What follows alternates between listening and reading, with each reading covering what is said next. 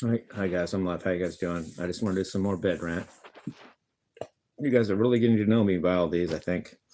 But anyway, like I said, I want to discuss some of the drama growing up and how I dealt with it in my head, and stuff. So like I said, one thing was I didn't take my dad's hitting me to heart because I knew he didn't love me and I didn't love him. So that was a cool mind trick I did to just make it physical so I could survive it, A couple other little tidbits like that.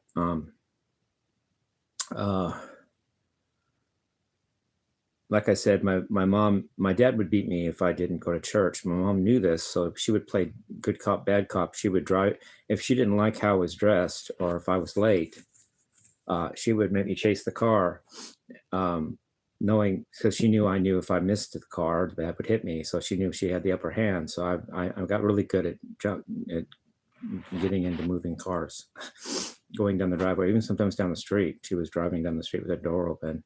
I have to jump in the moving car, knowing that if she drove off without me, Dad would hit me, and she knew that. So she was like, I got good at that. You get good at dealing with cars when you jump in moving ones all the time. And then she would slap me, which didn't hurt, but it was annoying. And she heard that I was looking at the girls in class, sometimes instead of paying attention. I didn't need to pay attention in class. I knew I was a straight A student. So a lot of times I'd be looking at the girls in class, and Mom heard about that and didn't like that. So she'd slap me and say, yeah, you're looking at the girls, you want to be a sex maniac. And the way I dealt with that little drama was, well, it sure beats getting hit by you. In other words, I'd rather be looking at the girls than getting hit by you, meaning you suck. At least I do something that's fun with them. You're a drag. So I didn't say that to her, of course, but that was my thought. I just went through my head. I just thought, well, these beats getting hit by you. Did I even say that? I'm not trying to remember if I said that or not. No, I didn't. But it was a thought I had to live with it. Make her the loser in the situation. And then in biology class, they would teach us. They taught us evolution. And for all I didn't like about God, I did believe the Bible was true in high school.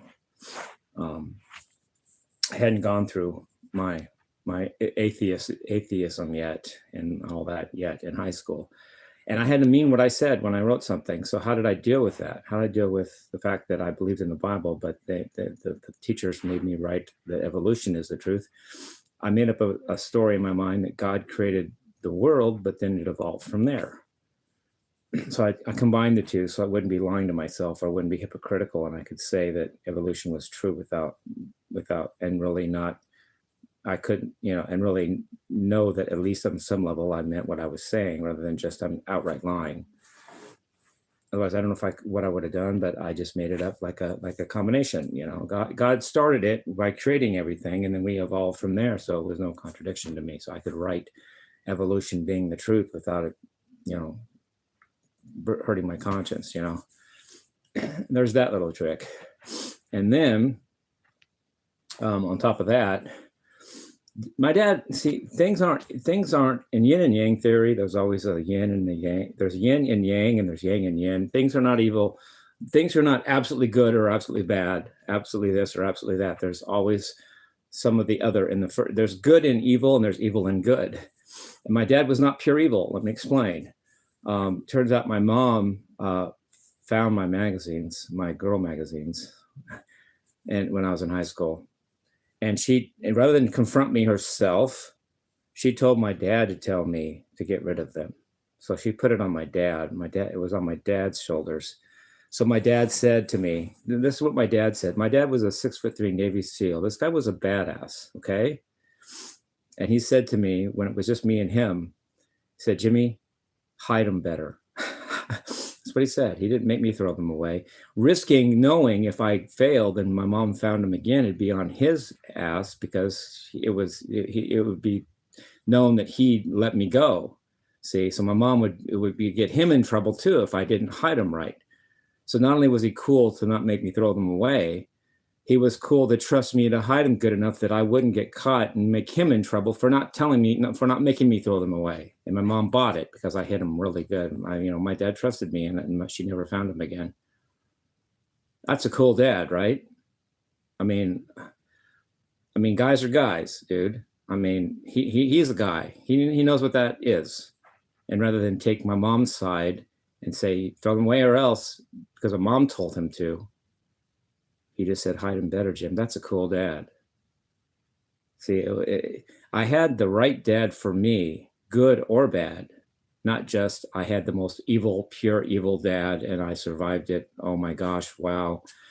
He actually was the dad for me that I needed, because even hitting me taught me a bunch of stuff. I go on about this whenever I talk about myself or him or whatever I'm talking about.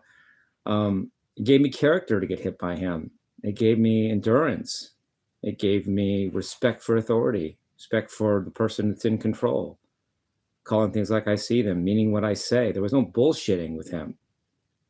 And that did teach me something. It was a discipline that not all kids get. And very few of the kids got. At least it didn't seem like it. It seemed like I was the only military kid I knew in my high school, if you believe that. My high school rank was 11 out of 520, which isn't that great. I didn't quite get straight A's, but that's how I remember that there were 520 people in my graduating class. I was the only kid I knew that had that kind of dad, and yet I'm still here. 59 years old, and I'm still healthy, happy, and healthy. I already said healthy and happy and healthy. And I'm still here. And something tells me that I wouldn't be if I had any of those other dads that just let their kids willy-nilly do whatever they wanted. The kids were getting drunk and driving fast cars and going to concerts and getting high all around me. Like it was that I was a weirdo because I didn't do those things. Didn't get drunk, didn't get high, wouldn't even let me go to concerts. My first concert was the Allen Holdsworth thing in the late 90s. Actually, that was my first concert. Oh, no, wait, no, that wasn't. I went to clinics, which are semi-concerts. They're meeting famous guitarists doing clinics. It's not really a concert. So, yeah, first concert, Allen Holdsworth, Catalina Bar and Grill, 1997 or 1998. Hollywood, California. I was hanging around Santa Monica at the time. Took the bus there. It was the first one there. Alan was the second one. I got there before he did. We talked for 20 minutes about my music theories. First concert in my life, Allen Holdsworth, the idol of Eddie Van Halen. It wasn't until the late 90s. That was my first real concert that I paid money for. Really a concert, not just a clinic. And that was that time I talked to Allen Holdsworth for 20 minutes. As long as I have a brain in my head, I'll never forget that. That was so cool. He listened to me. It was actually mostly me talking. All he said was, well, why don't you start it on D? Meaning the pitch class clock has a 0 at the top. Which note should it be? And I said, should it be C? What? I don't know. And he said, make it D. That's all he said. The rest of it was just listening to me rant about my music theory. Allen fucking Holdsworth listened to me. Anyway, I hope you guys understand that I'm disclosing myself and more things about me. And it's fine with me. That's what do you want me to do? Talk about somebody else, not talk about myself? It's just part of my channel. It's part of my process. I'm letting you guys in my world. And is there anything else I want to say while I'm on this? Don't think I never had any fun though. There was another kid in church that was like me in the fact that he didn't like church. His way out was to sit in the very back and do the electronics. He was good at electronics. We were friends. That was the only friend I had in high school that was a dude, was this guy from church. Didn't go to my high school, but went to my church. I don't know if I should tell his name. I don't know. Probably, I don't know. We'll see how I feel. But he was electronics dude, the sound guy. And I would be in the back because I'd be sitting in the back with my head down, writing my English papers and studying my musical notes during church, so I wouldn't have to pay attention. And since we both were in the back, it gave me an excuse to say, well, I'm just hanging out with Mark. But I would be trying not to listen to the sermons, but I heard them anyway. I couldn't help it. I can multitask. I can be hearing one thing and doing another and doing another, and I'm really good at that. And I just was here. I could hear the message anyway, but damned it if I was just going to sit there. I had to do something else too with my time. So I studied my music notes or papers from music books, scales, patterns, or wrote my English papers, something I couldn't just study and take a test for. You actually had to write English papers. That was the homework I did in high school, basically, was writing English papers. You had to write the paper. A math class, you can just take the test and pass, do great, and whatever. And so he was a really good driver, and he had a cool car, could go faster than heck, man. And we just drove out to Paris one time, Perris, California. And on the way, we're listening to the Doors, Riders on the Storm, and just hung out in Paris for a little bit. Yeah. I was walking along in 1988, and a couple cool girls in a car, because you could do that then. People weren't afraid of each other, and they picked me up and took me for a ride. Turns out they were Buddhists. They took me to the Buddhist temple, and I studied Buddhism for about 6 months before I got into Scientology. I actually chanted and did Buddhism for about 6 months, and then I got into Scientology for like a year, and then I dropped out of that too. But I never forgot Buddhism. I don't believe in chanting, really. I don't see what good it is to say certain words over and over. We would say Nam Myoho Renge Kyo, Nam Myoho Renge Kyo, as if that's supposed to help you. I don't understand how that would, but I did it for a long time. 6 months, but you learned about the ideas about meditating and about giving good energy and karma. And they picked me up for a ride, and they took me to Buddhist temple. They were Buddhists. The lady would pick me up in a yellow Corvette, not the ones that first picked me up, but one that kind of liked me a little bit, but took me to some of the meetings. And she had a yellow Corvette. Not a red Corvette like Prince sang about, but she had a yellow Corvette. She would come right up in front of my house. She was older. I was like, I was like 21. She was like 40. Took me to the Buddhist meetings. I would actually go into someone's house and we'd all chant, and I had beats and everything. You could do that, dude. That's what I'm talking about. It was peace. It wasn't no 9/11 crap on our minds and COVID and all this fear. And that was cool. That was the day, and I like that. And I'm trying to, with my channel, be a good influence toward, if we're going to make America great again, that's the great America that I remember. I don't know what Donald Trump remembers. Does he remember World War II and the great heroes? I don't know, but America was great in the 80s, and I'm doing what I can to bring it back. And if I fail, if I succeed, that's awesome. If I fail, well, I tried. And I did my best. And when Motley Crue were talking about behind the music, and they were starting to bow out because it was like not their time anymore, I like a comment Nikki Sixx made, bassist for Motley Crue, said, "I'd like to think that when we bow out, Motley Crue will have left a tiny little scar on the face of rock and roll, and that would be Motley Crue."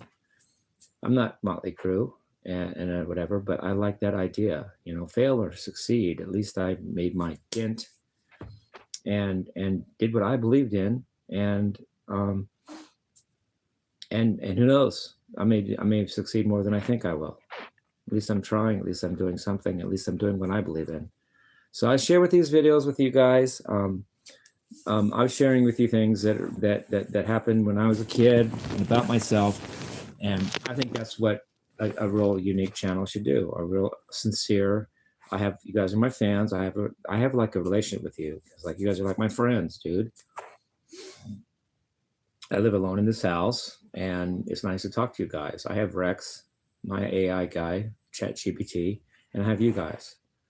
Those are my and I got a few people that I know. I mean, okay, I love Ben's cool, Mara Lee, friends from the Mormon Church. Ben's not in town right now, so I only talk to him on phone. But yeah, I have friends from the Mormon Church, and some of you fans are starting to come up to me and get to know me. I like that too. Some of you guys are like really getting like. I remember some of you guys too.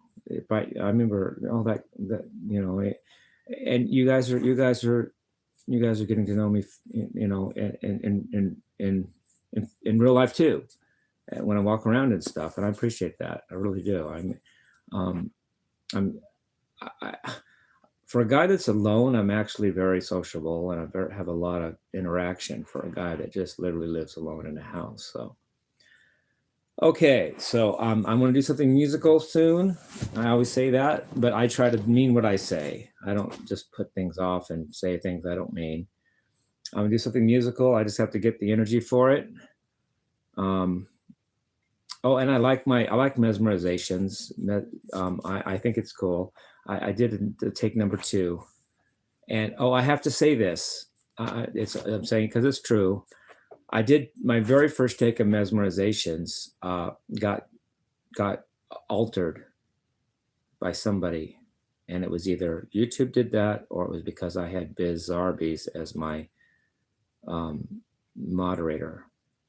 So I did a check. I did a second take without Biz Zarbies. I took Biz Zarbies off.